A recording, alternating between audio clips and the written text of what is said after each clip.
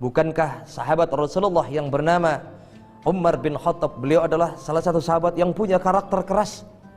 Bukankah Sayyidina Hamzah, beliau pun juga keras? Namun mereka semua, beliau mudah sekali menerima kebaikan, mudah sekali menerima kebenaran yang disampaikan oleh Rasulullah SAW. Keras dalam hal amar ma'ruf nahi mungkar, ini bisa dan boleh kita lakukan dalam kehidupan kita. Mari sama-sama kita berdakwah dengan profesi kita masing-masing, menegakkan amar ma'ruf nahi mungkar dengan profesi kita masing-masing. Jika seorang pemerintah daerah, dia RT, dia RW, dia lurah, sampaikan yang hak kepada rakyatnya, cegah kemungkaran yang ada di lingkungannya. Jangan sampai lingkungan kita kena azab dari Allah Subhanahu wa taala gara-gara rata-rata keras hatinya, tidak mau menerima kebaikan dan kebenaran dari orang lain. Dan ini pun harga mati yang tidak bisa kita tawar. Oh, saya pilih amar ma'rufnya saja, nahi mungkarnya nggak mau. Perintahnya saja, nahi mungkarnya nggak mau. Karena ini konsekuensi yang paling berat adalah nahi mungkar. Kalau amar ma'ruf itu mudah, kita mengajak kebaikan kepada orang lain, resikonya hanya mungkin orang lain tidak mau menerima, tidak mau dengan ajakan kita, itu saja mungkin. Tapi kalau nahi mungkar, mengajak orang untuk jangan melakukan perbuatan dosa, ini yang paling berat.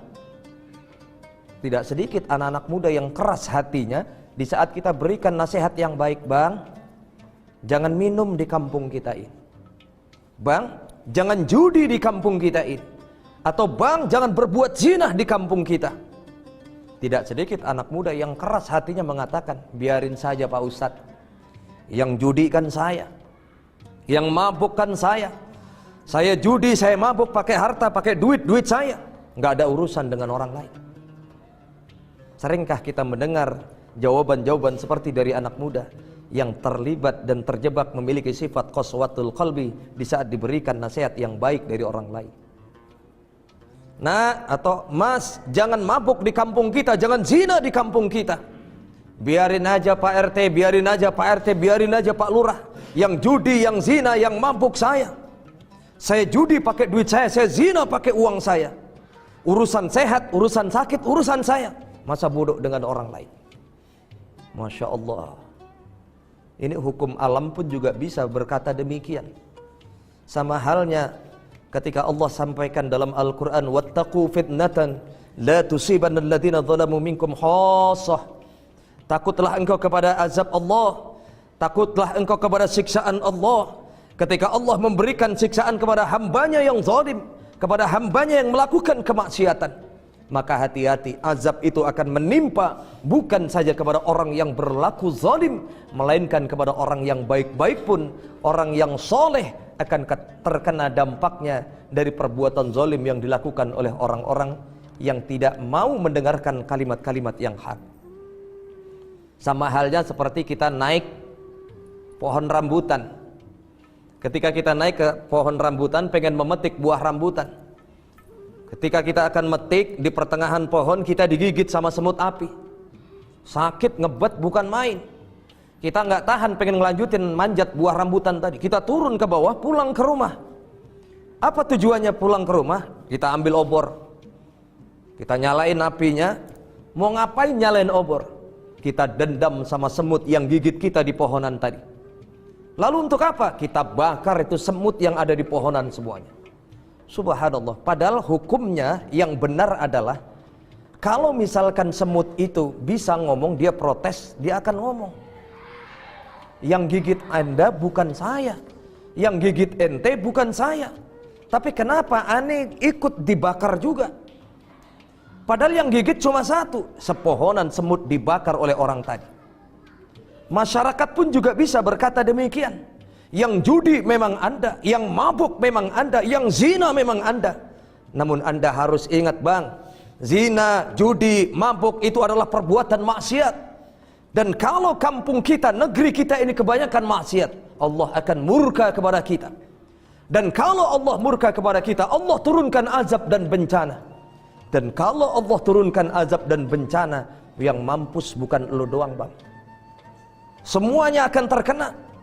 Berapa banyak Allah menurunkan azab dan bencana, namun ternyata para guru-guru kita, para alim ulama yang ikut terkena dampaknya dari musibah azab yang Allah turunkan, yang sebenarnya diperuntukkan untuk orang-orang yang melakukan maksiat. Ini yang harus sama-sama kita hindari. Qaswatul qalbi, buang jauh-jauh dari kehidupan kita agar supaya semakin meningkat amal ibadah kita, menerima kebaikan dari orang lain, menerima nasihat-nasihat yang hak dari orang lain. Inilah perkara yang kedua yang dapat membakar amal kebaikan kita nanti di hadapan Allah Subhanahu wa taala.